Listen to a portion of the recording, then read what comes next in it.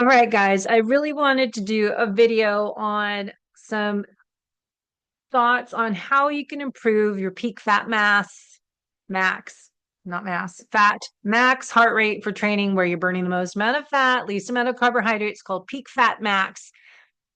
Podcast came out with Brad Kearns. Their new book came out. He wrote with Mark Sisson on Born to Walk. And we started talking a lot over the years. We've talked about this, but how to improve your fat burning efficiency, how to improve how much fat you're burning, metabolic efficiency point. I've talked about that for 12 years on this podcast. So go back to the archives of the podcast, Fit, Fat, Fast. We started in 2012. And all we talked about was metabolic efficiency point, mitochondria health, burn fat for endurance athletes, and more, as well as maffetones, max aerobic function heart rate. Maffetone was on the show many times in the early seasons. Now, 2025, I feel that we keep talking about this again. Plus, I do PNOE metabolism testing for my side business, part-time business, and really seeing a pattern with clients I'm testing.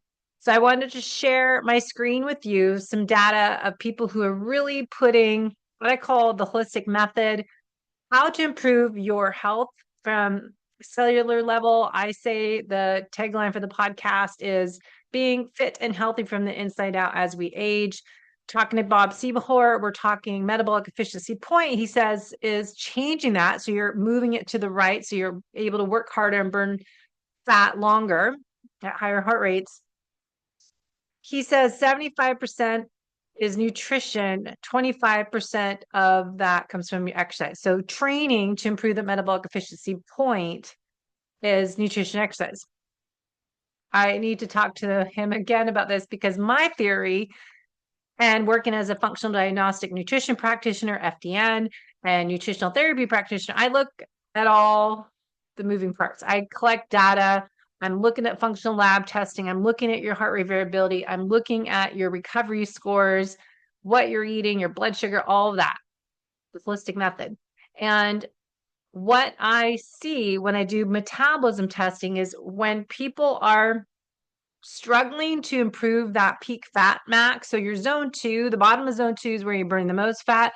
Top of zone 2, when I do PNOE testing, the 5 zones, zone 2 is the top end is that metabolic efficiency point crossover. So where fat is dropping, carbohydrates start increasing, we have that metabolic efficiency point. When people are trying to do all the right things, so what I do is I help high performers who are struggling they're doing all the right things, but they struggle to get the desired results. We look and investigate what actually is going on under the hood, but we've got these external stressors and hidden sources of internal stress. My point is that improving your fat metabolism isn't just how you fuel and how you train. Stress, my platform since I got adrenal exhaustion 2013, air quotes around that, whatever it was, metabolic chaos, started for me in 2013. Chronic stress impacts all effort to improve that fat metabolism. So if we see patterns, if you're not able to keep that fat max improving, you're doing low carb, you're eating your carbs around your workout when you are going at higher intensities, burning carbs for your main fuel source. We are working on optimizing your sleep. We need to do all the lifestyle habits to improve your metabolic health and improve these metabolic markers. So if you are struggling to improve that zone 2 range where you're burning the most fat, not just for athletes, but to improve your metabolic health markers, we really, really, really, really need to address chronic stress, external and the hidden sources of chronic stress that you don't know about unless you test. So we always say in FDN, test and not guess. You don't know what you don't know. So if you don't know you have poor vagal nerve, if you don't know you have low heart rate variability and sympathetic dominance, if you don't know you have a parasite, you have candida yeast overgrowth, you have SIBO, we need to do some assessments. That's what I do with nutritional therapy intake forms. I do a 5-day food and mood log looking at your nutrition, exercise, supplements, stress, sleep, and your poop. How's your motility? tells us a lot. So video today is on what test have I seen, what clients have seen big changes in their metabolic health, in their metabolic efficiency point, and which people are struggling to see results, but I can sense, I feel it when people are anxious. So sharing my screen, this is part of my Wild Health Precision Medicine genetics. So just wanted to start here. We want to look at blood chemistry panel.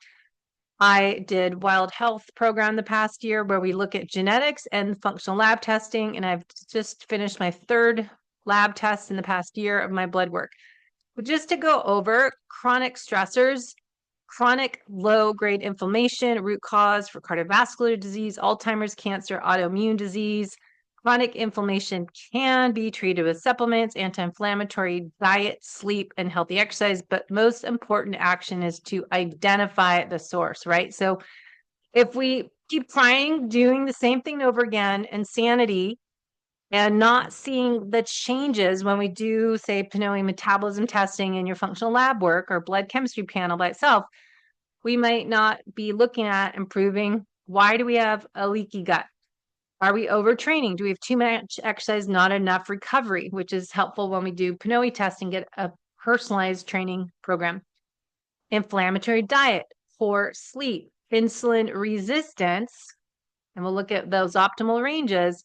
High cholesterol, well, what type of lipids are elevated? I have high cholesterol and I think I'm fine, but my other markers, or what I look at, are in check. And chronic infections. So looking at some things, yes, I have high cholesterol, we'll see, but my CRP is what I'm concerned about, and other markers as triglycerides. And so when we do Wild Health Clarity Report, CRP, and then correlate that with some genetic for inflammatory markers. Also, if we backtrack looking at our genetics, insulin resistance, and my past tests, what years? I have August tests. I have fasting insulin 4.3, my ferritin, triglycerides. So I'm looking at these different markers. So when I'm getting to, when we look at PNOE testing, when I get your metabolism test, and this one I did not a VO2 max, but a peak fat max, I need to know other information. What are your liver levers? I can't speak. What are your other markers? What's your insulin resistance levels? What are your homocysteine, your hormones? We want to look at all this information. So I retest every 4 months my blood chemistry panel. I look at the whole picture. My total cholesterol is higher, but my HDL is always high, but my triglycerides are good. LDLP and LP little a, APOB, I'm tracking those, are more my focus, and inflammation markers. So I have genetically high risk, but this is why I'm keeping track of all this. So what does this have to do with PNOE? Well, when I do your metabolism test, when I see, how's your heart rates in red? I don't know what this blue thing, ignore that, but we want to look at your fat to carb burn. Where are you burning the most fat at what heart rate? So if I click on this heart rate, we can see this client, their peak fats in red, blue is their carbohydrates. Kind of steady state tests. You can do a 3 to 5 minute stage. So we did this one. We're trying to do 4 minutes. We only had limited time, so we switched it to 3 minutes. But doing, say, 4 minutes at one point, seeing where it starts to average out, and then we move it to the next level. So more stages. And then we can start to see where his crossover point. So obviously, right here, you can see blue line carbohydrates going up and his fat going down. Now, this client has been working with me for 2 years doing this testing and figuring out his peak fat burn and his metabolic crossover point, training in and around that point where, say, he's burning the most fat around here, and looking at what heart rate, 120, 140, 150 down here, and where he starts to shift in that range about 150s, 153 on here. So say, if we say keep below 153 and keep where your peak fat burning, say, is, this might be a little blurb, but say 121, 123, and checking that in, that's his zone too. So if I want to work, having him stay more of his long workouts, if he's doing a good training run for a marathon, he's doing, keeping down there. So this client has really changed his nutrition. He's using his Whoop to track his recovery, making sure he's prioritizing sleep. He's doing what I call the holistic approach, working on the stress and the sleep with his workouts and nutrition and prioritizing that.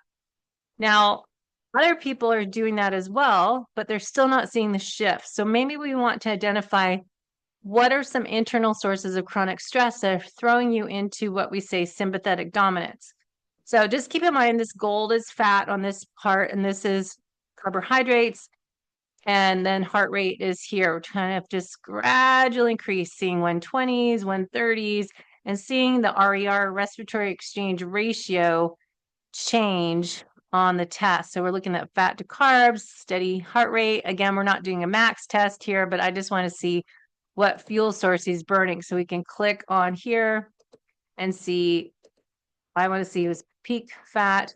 I don't need this. And then where's most fat and looking at heart rate. Now, I don't like this screen because the green, you can't tell is what. So blue is VO2. So I don't need VO2. I just want to know, okay, what is, see, I need to change this. Green and green, you can't tell what's what.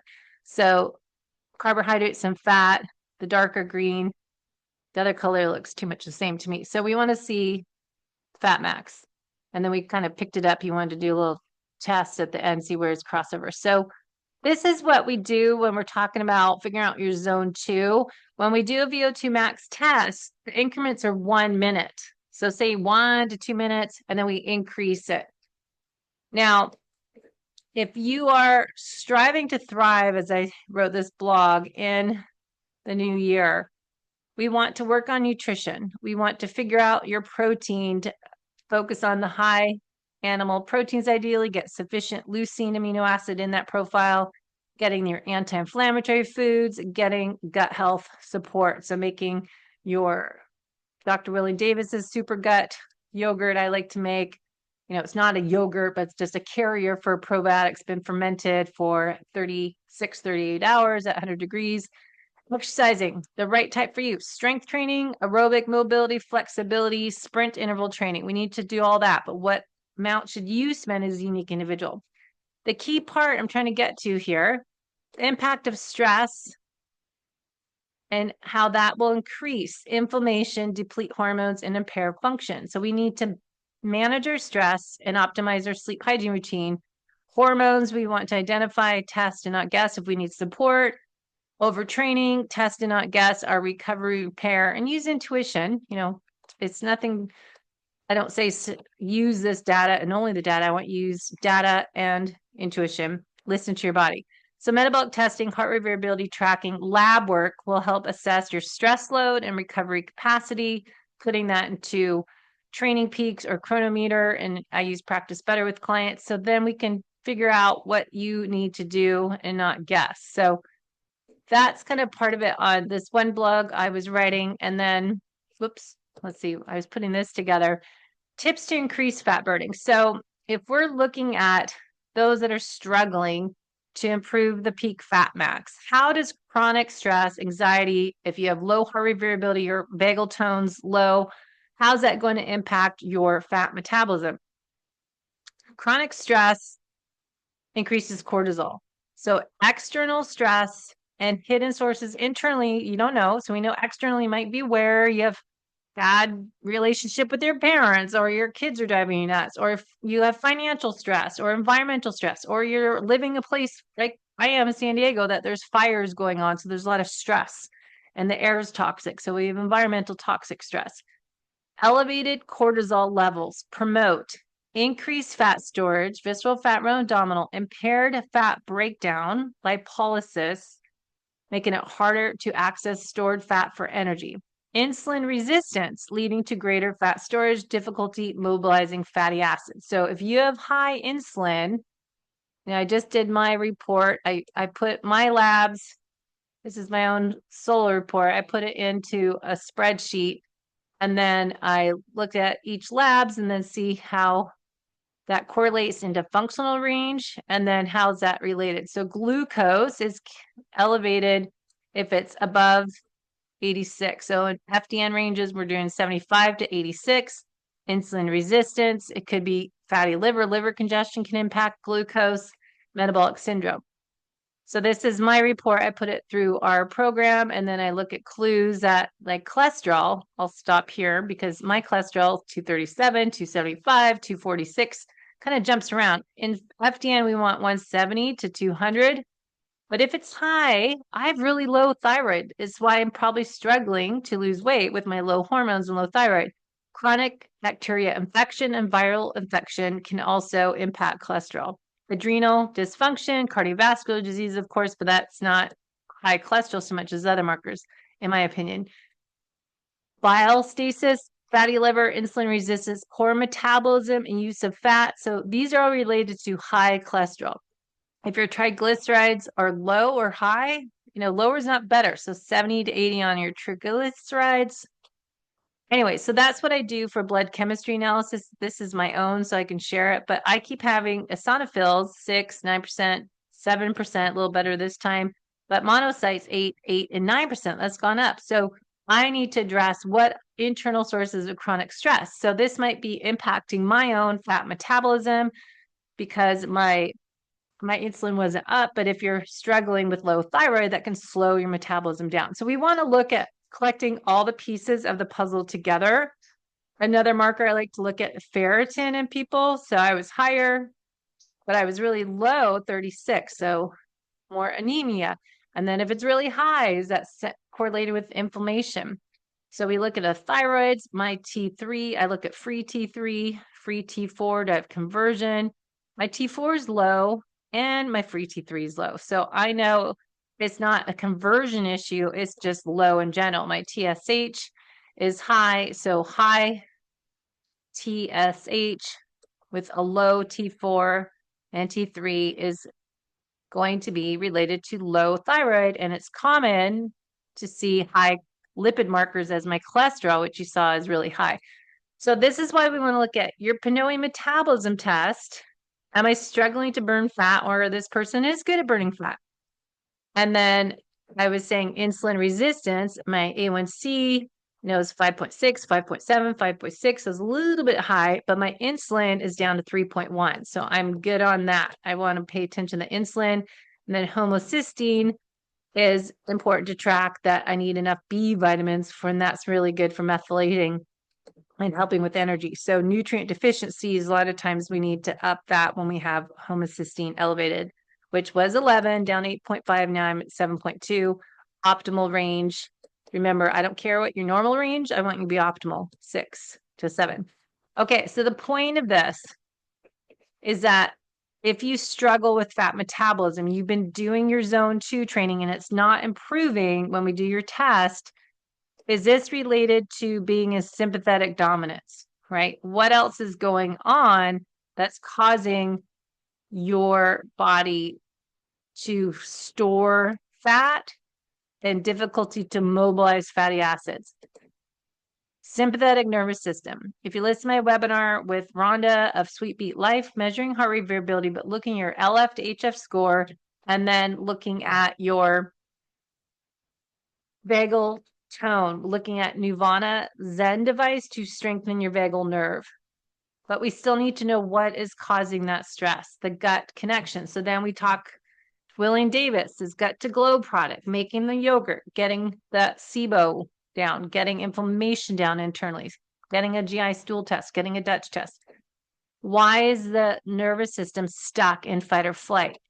If it is, suppresses digestion, fat, metabolism. This diverts energy to immediate survival functions. Your body prioritizes with its innate intelligence to stay alive and fight. So you're going to be in fight or flight. Now, it also increases reliance on glucose as a primary fuel rather than fat oxidation. So when I'm seeing no improvements in your fat max when I do your test every 2 to 3 months on PNOE metabolism testing, and I know you've been working hard at keeping your heart rate down. I've been writing your workouts out. You've been following them. You're doing the nutrition. I know you're eating the protein fat, but something else is missing. Sympathetic dominance reduces metabolic flexibility, making it harder for the body to switch between fuel sources efficiently. And then tying this with the vagus nerve I keep talking about, the low vagal tone. So if we do your heart rate variability, look at the stats on Sweet Beat Life app, click the button on the screen, it says stats. Look at your LF to HF score. How imbalanced are those? How balanced are they? Low vagal tone, really important. Poor digestion and absorption of dietary fats. Reduce production of digest enzymes and bile.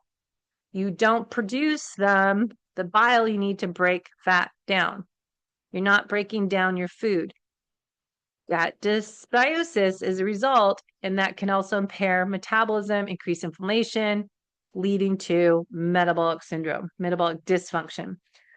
Mitochondria are the ones produced using fat oxidation or beta oxidation. So if you have chronic stress, inducing oxidative stress impairs mitochondria function, and we need to have the mitochondria function at optimal levels to have efficient fat metabolism. So if we have increased fatigue and reliance on quick energy carbohydrates, you're craving carbs, your body's in fat, not in fat burning mode, it's in carb burning mode. Your fat metabolism is impaired because of mitochondria dysfunction. Because why? That's where we need to investigate. What is causing this internal metabolic chaos? Chronic inflammation, systemic inflammation impairs insulin sensitivity, lipid metabolism, which means fat metabolism, promotes storage of fat rather than the breakdown, leads to metabolic inflexibility and poor energy utilization. So what do you do? What are some solutions to improve fat metabolism under chronic stress? Breath work. Let's strengthen your vagal tone. Deep breathing, box breathing, the different methods, zillion videos and apps out there. Meditation, cold exposure. I did a video on my face plunge. Cost me nothing. A bowl, I had to pay for a bowl. Get a bowl for a couple dollars, put cold water in it, jump some ice. Dunk your head, do 20-second intervals. Mindfulness, sleep, relaxation techniques, focus on real nutrient-dense foods, antioxidants, exercise, low intensity, that zone 2 training. Even if it's 80 to 90 heart rate, we have to get your body to work first and then support mitochondrial health. Okay, so testing and not guessing, figuring out what you should do. What is that zone 2? It's not a, I don't need to always correct this. It's not a percentage of your max heart rate, because if you look at when I test you, we're using science, not math. So this isn't a percentage of your max heart rate. This is actually what fuel source you are burning at various intensities. And this is a 3 to 5 minute stage. It's not a VO2 max protocol. Very different. And then if someone is not burning fat efficiently, their heart rate kept wanting to jump up, we tried to do gradual tests, increasing their fat burning. Their red is fat. This is blue. She's barely working. So if this person is working and their heart rate keeps wanting to go up, here's their heart rate. You know, it's breathing with the mask on as part of it causes anxiety. But let's get into this gradual increase, try to identify where we're burning fat. Most fat, down, lower heart rate. This is where we start to work, trying to go 120 to 130. It's hard on a bike, can't steady state, but then it goes up. We're trying to gradually increase the watts on a Peloton bike. I'm just trying to see, okay, 120 heart rate, 130 heart rate. Let's hold 130 heart rate or hold the watts for minutes. What fuel source? So now we could start to get steady ramp, 140s, 150, burning fat and carbohydrates. So it's not bad. There wasn't zero fat. Like this is probably anxiety getting the mask and breathing with it on is always a struggle. So that's why I like to test people a few times before I really say this is for sure. But then we stop the test when we start to see this crossover point. So if we look at the data, again, this is not a VO2 max test. This is a peak fat max test. So where are they burning? RER is respiratory exchange ratio. Where do we see this fuel source? If we click off here, RER rate is the respiratory exchange ratio and the heart rate. We want the RER that goes up higher. We can see this heart rate was jumping around a lot. Now, so it's not a great example, but if we take out RER, just look at fat, and if we plug in carbohydrates, then we can see the metabolic crossover point. She's kind of in between 50-50, maybe a little more carbs up here, but still some fat.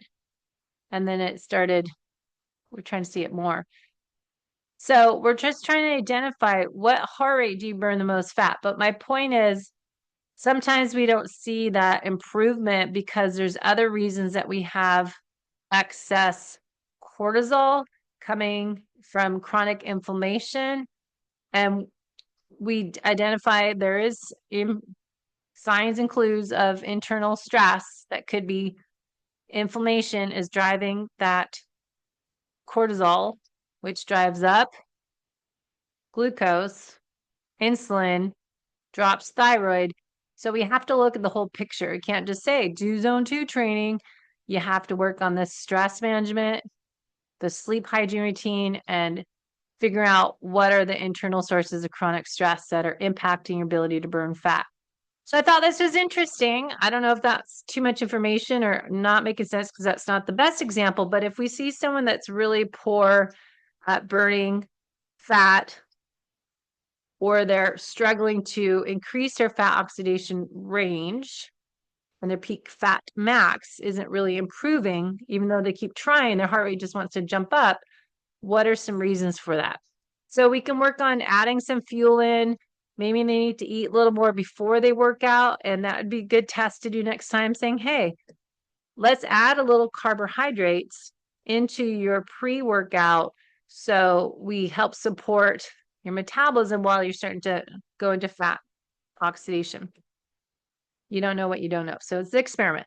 15 grams of protein before a strength workout, and then cardio that's longer, carbohydrates. But we could test this. Does that help you actually improve your fat metabolism if you add a little bit of carbs on board so your body knows it's safe? Because this person did it fasted. And sometimes I like to see, what if you ate? What happens? So we need to experiment. Let's test. Now, macronutrient balance, low carb, high fat. Again, strategic carb timing, training fat adaptation. So when you're working out at higher intensities, we're adding in some carbohydrate fuel source. Now, men might be better at this based on Stacy Sims, that women shouldn't do fasted workouts. So that would be a good test, men versus female. But you as a unique individual, should you do fuel source beforehand? Now, this client, we did a resting metabolism test first, which is fasted, 3 hours don't eat before the test, but they chose not to eat beforehand on the bike test. So I would be curious if we ate a little something, some carbs, and then have some protein afterwards and some electrolytes.